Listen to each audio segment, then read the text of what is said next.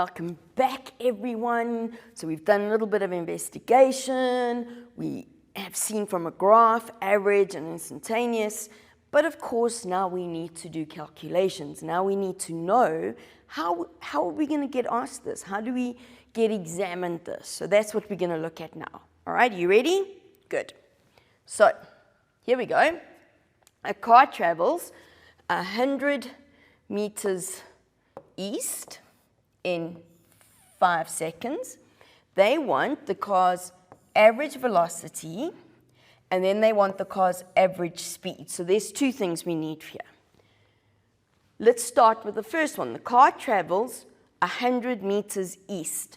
So my change in displacement is 100 meters.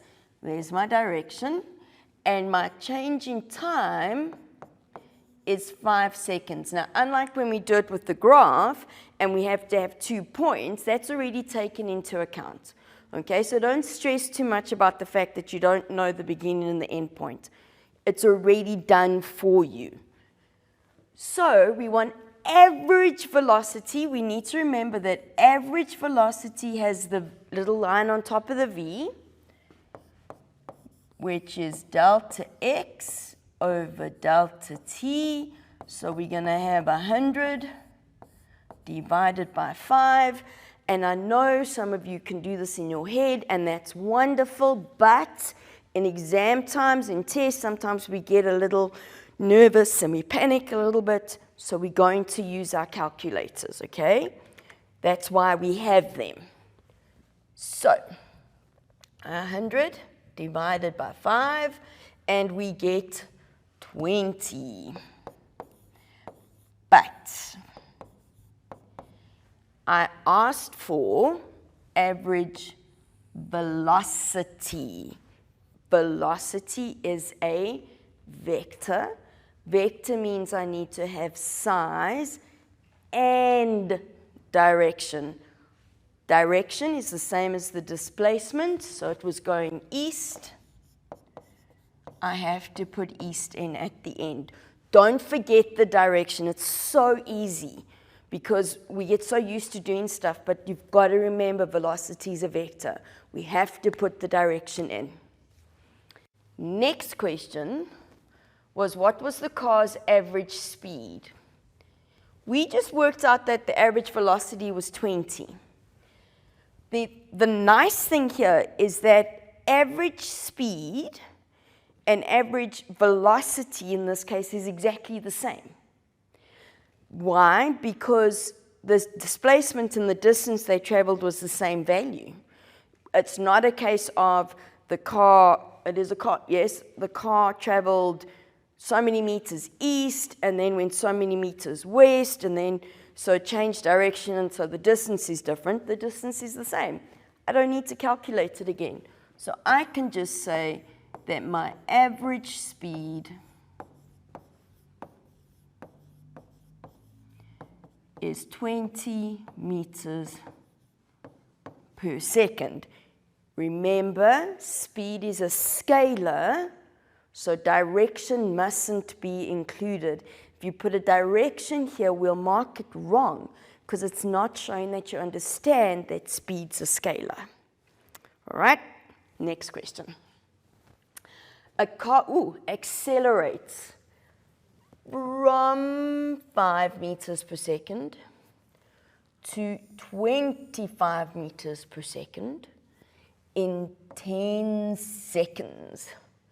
They want the car's acceleration, and we have looked at acceleration briefly in a previous lesson. So this is my initial velocity. It's what it started as.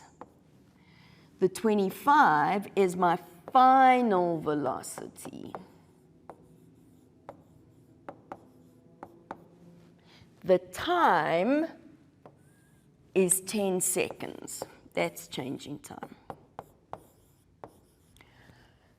Now, it's been a while since we did this, so sometimes we've got to refresh our memories. Acceleration is the rate of change of velocity. So acceleration tells me how quickly or how slowly the velocity changes.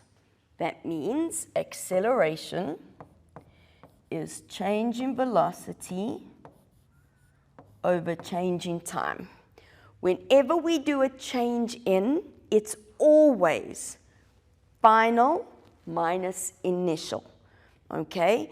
Please don't go, it's got to be big minus small. No. In science, change in means final minus initial, okay? So, my final velocity was 25. My initial was 5, and it took 10 seconds. Let's use our calculators. So we've got 25 minus 5 divided by 10, and we get 2. The units, meters per second squared. But acceleration is a vector, just like velocity. That means we need to give it a direction when we get to the end. We look at this and we go, but I wasn't given a direction. There's no left, right, up, down, east, west. We make an assumption. The car must have been going forward. And the acceleration is positive. The acceleration got bigger, so that means the acceleration must also be forward. That's what I'm going to use as my direction.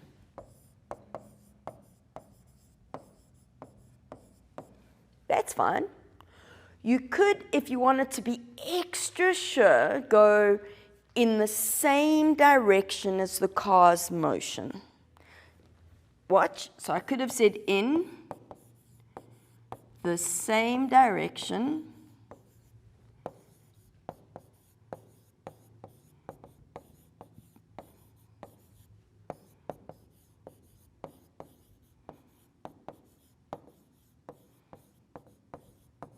as the car's motion.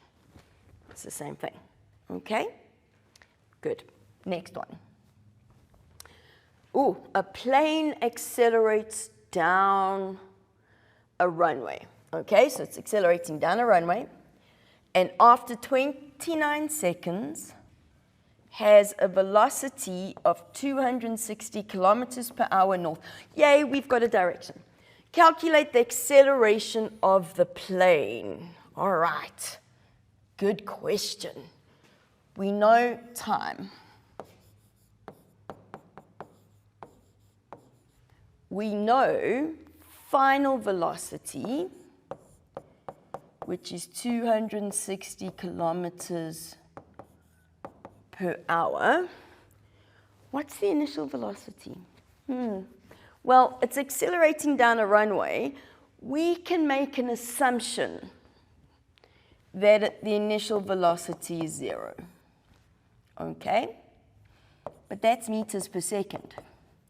I'm hoping some of you are going, but there's a problem here, Tracy. I've got kilometers per hour, and we need meters per second. Well, we just need to convert it. So the way we convert it is we're going to take, so this is my conversion, 260 kilometers per hour. And we remember to get kilometers into meters, we times by 1,000. And 260 kilometers per hour means it's 260 kilometers divided by 1 hour.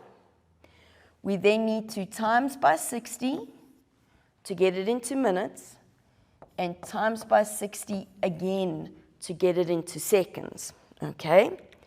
So I'm going 260 times by 1,000 divided by 1 times 60 times 60, whoopsie, not 600, that would be terrible, and we get 72,22.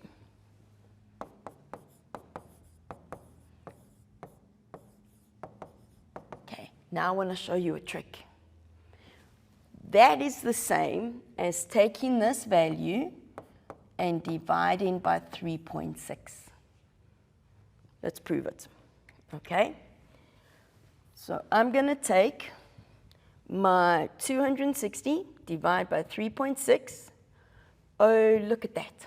Same answer. So you can simply remember that you've got to divide by 3.6. Okay? All right, so acceleration is change in velocity over change in time. 72,22 minus 0 divided by, it's a very funny time, but that's okay, we'll take it. All right, so we've got 72.22, minus 0 is 0, so 29 is 72, not 0. Oh, look at that. So now we get 2,49 meters per second squared, but acceleration is a vector. Vector means that I need direction, and they were very nice because we know that it's going north. Okay, so we know it's going north. The big thing with this question, out of all the ones we've done so far, is this. We cannot work in kilometers per hour. We must work in meters per second. So either you can work it out the long way, or you simply divide by 3.6. Makes it nice and easy for us. We've done a lot so far, so we're going to take a short break, and then we'll carry on with some more questions in a couple of minutes.